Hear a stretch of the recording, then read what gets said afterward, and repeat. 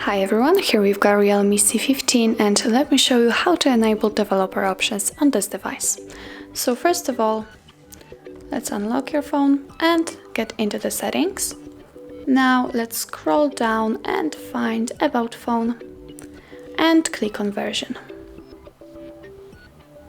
Here we've got the build number and keep tapping it until you'll see that you're in a developer mode.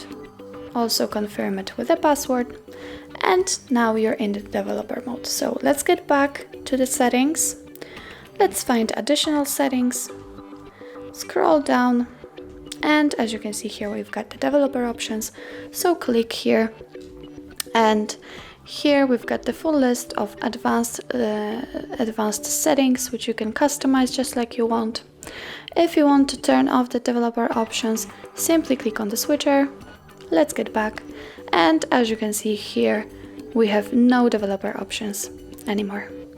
So that's all. This is how you enter developer options in your Realme C15, and if you find that this video was helpful, please hit the subscribe button and leave the thumbs up.